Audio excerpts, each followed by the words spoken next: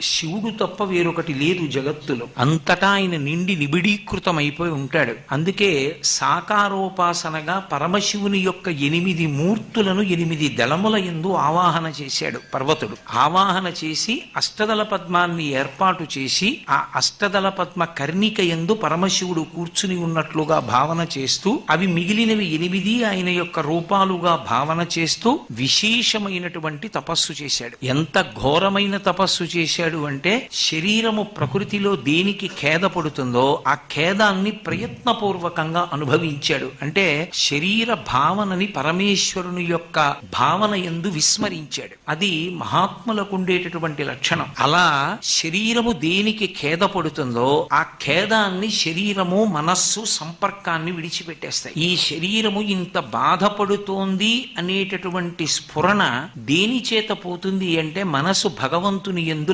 లయమైపోయినటువంటి కారణం చేత శరీరం ఏమైపోతుందో తెలియదు. అటువంటి విపత్కర స్థితిని ప్రయత్నపూర్వకంగా కల్పించుకుని ఋతువుల యందు తద్విరుద్ధమైనటువంటి సుఖాన్ని శరీరం కోరితే అటువంటి సుఖాన్ని ఇవ్వకుండా ప్రకృతి చేత శోషించేటట్టుగా శరీరాన్ని అప్పగించి మనసుని భగవంతుని యందు నిలబెట్టాడు. కపిలతీర్థం ఉంది వెంకటాచల క్షేత్రానికి కింద.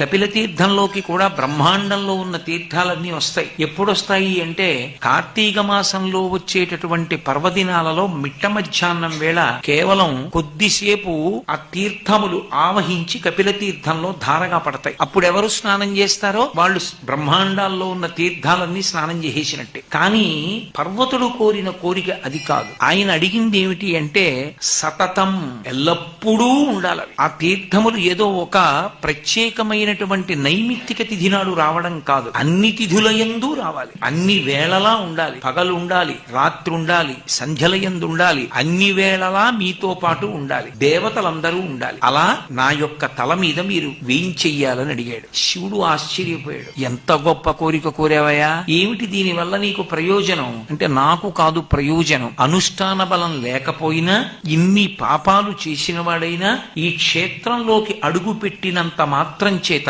వాడికి విశేషమైన పుణ్యం కలగాలి. ఎంత పుణ్యం కలగాలంటే వాడు మోక్షమునకు అధికారి కావాలి. అంత గొప్ప ఫలితాన్ని పొందడంతో పాటుగా ఇహమునందు ఐశ్వర్యాన్ని కూడా పొందడానికి యోగ్యమైనటువంటి స్థితిని పొందాలి. అందుకని ఇన్ని దివ్యమైనటువంటి విశేషములతో కలిసి నా మూర్ధన్య స్థానమును అలంకరించు అన్నాడు. ఇన్ని వచ్చి నీ మూర్ధన్య స్థానాన్ని చేరుతాం. అప్పుడు నీ తల మీదకి ఎక్కేవాళ్ళు ఎవరు? ఎవరక్కడికి వచ్చి కూర్చుని అనుభవించగలరు? అందుకని ఒక పని చేయి. నీ కోరిక తీరాలి అంటే నువ్వు ఒక పర్వతంగా అయిపోయేటట్టుగా నిన్ను అనుగ్రహిస్తున్నాను. అందుకని నువ్వు ఒక పర్వతంగా మారతావు. నీ పర్వతం యొక్క తల మీద నేను వేయించేసి ఉంటాను. సమస్త తీర్థములు దేవతలు వచ్చి నాతో పాటుగా అక్కడ కొలువయ్యి ఉంటారు. ఎవరు ఈ శ్రీశైల క్షేత్రంలోకి ప్రవేశిస్తారో ఆ ప్రవేశించినటువంటి వాళ్ళకి నువ్వు అడిగినటువంటి విశేషములన్నీ దక్కుతాయి. అందుకని ఈ పర్వతముతో సమానమైనటువంటి పర్వతము ఇక సృష్టి యందు ఉండదు. అంత గొప్ప స్థితిని పొందుతారు. ఎవరైనా శ్రీశైల శిఖరానికి 3 మార్లు ప్రదక్షిణం చేసి శరీరాన్ని విడిచిపెడితే వాడు శివలోకాన్ని పరమేశ్వరుణ్ణి చేరుతాడు అనడంలో, మోక్షాన్ని పొందుతాడు అనడంలో ఏ విధమైన సందేహము అక్కర్లేదని ఆ పర్వతానికి పరమేశ్వరుడే పేరుంచాడు. దానికి శ్రీశైలము అని పేరుంచాడు. అందుకే ఆ పర్వతం పేరే శ్రీ పర్వతం. శైలము అంటే కొండ, పర్వతం. శ్రీశైలము అని పేరొచ్చింది.